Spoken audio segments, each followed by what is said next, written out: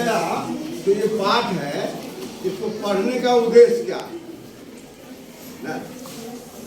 बोध गया जो पाठ हम पढ़ेंगे इसका उद्देश्य क्या है? तीर्थ स्थान है ना? और तीर्थ स्थान ये किसके लिए प्रसिद्ध है? बुद्ध भगवान के लिए, है ना? अतः बुद्ध भगवान की प्रसिद्धि बोध गया में है, उसको जान ले, समझ ले, है ना? और तीर्थ की जो धार्मिकता है उसको समझना और समझ करके अपने जीवन में कुछ ना कुछ सीखना, यही सब उद्देश्य होता है। तो बोध गया कहाँ है? कोई बच्चा वैशाली में कर रहा, कोई बच्चा गया में कर रहा। कहाँ है भाई? जो लोग वैशाली में कह रहे हो किस आधार पर कह रहे हो?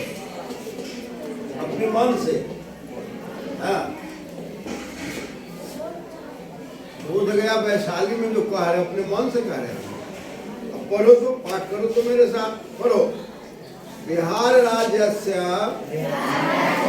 गया मंडले अवस्थितः बोध गया नाम ग्राम अद्य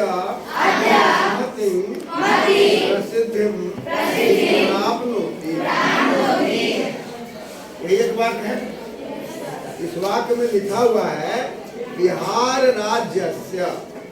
क्या लिखा हुआ है? बिहार राज्यस्य। अब इसमें मूल शब्द को ढूंढना है पहले।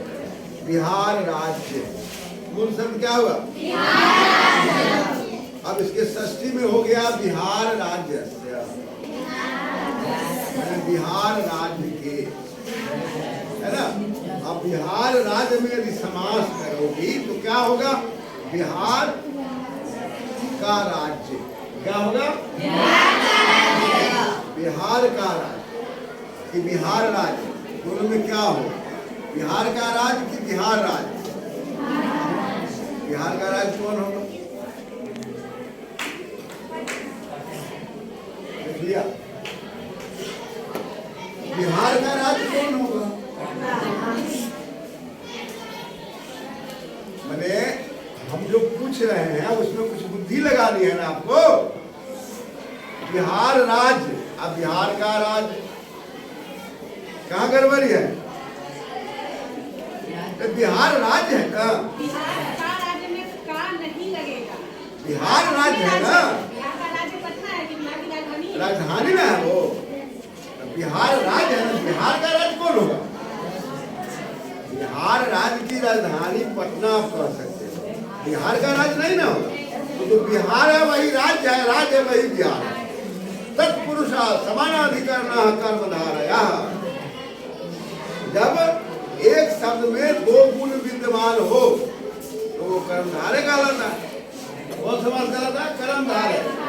बिहार वही है जो राज्य है, राज्य वही है जो बिहार है ना? बिहार राज्य में कर्मधारय समास, इसलिए बिहार का राज्य नहीं होगा। बात आई समझ में? बिहार राज्य के अब आगे आ रहा है गया मंडले। राज्य में क्या होंगे? राज्य में क्या क्या होते हैं?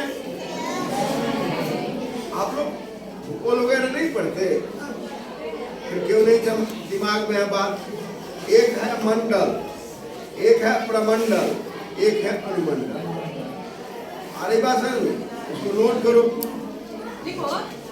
एक है प्रमंडल, एक है मंडल और एक है अनुमंडल। क्या है? तो भूगोल विषय में बैठ के समझना कि तुम किस प्रमंडल में हो। ऐसे नहीं बोला अंदाजी। आप अपने भूगोल की कक्षा में बैठ के इस बात को सीख कर रखो। मैं आऊंगा तो पूछूंगा। प्रमंडल, मंडल, अनुमंडल, अपना अपना सबको याद रखना है ना? क्या याद रखना है? बोलो। बाद आप किस राज्य में हो ये याद करके रखो, ठीक है। आप फिर रखो, इसके बाद आपका प्रखंड कौन है, माने आप लोग अपना दिमाग में रखो। आपका ग्राम पंचायत कौन है, जानकारी होनी चाहिए। आपका ग्राम पंचायत कौन है, आपका ग्राम कौन है, फिर इसके अधिकारी का नाम याद रखो। ये समान ज्ञान हो जाएगा, है ना। रखिएगा ना इसको करके। तो गया मंडल है। अब ये मंडल का अर्थ यहाँ जिला से है। जैसे आप यहाँ पढ़ रहे हो, ये कौन जिला में है, मुजफ्फरपुर जिला में है। तुमको जिला और राजमंडल नहीं बुझा रहा, ये मुजफ्फरपुर जिला है ना। उसी प्रकार से बिहार राज्य के गया जिला में, गया मंडल है माने गया जिला में, है ना। अब गया मंडल में भी समास करोगे तो कर्मधारय ही होगा। गया कौन है, तो मंडल है, मंडल कौन है, गया, है ना। इसमें भी कर्मधारय समास हो गया, मतलब शब्द एक हो और उसमें दो गुण विद्यमान हो, उसको कर्मधारय कहते हैं। गया क्या है, मंडल है, मंडल क्या है, गया। राज्य क्या है, बिहार है, बिहार क्या है, आरी बात समझ में। तो बिहार राज्य के गया मंडल में क्या अर्थ निकला,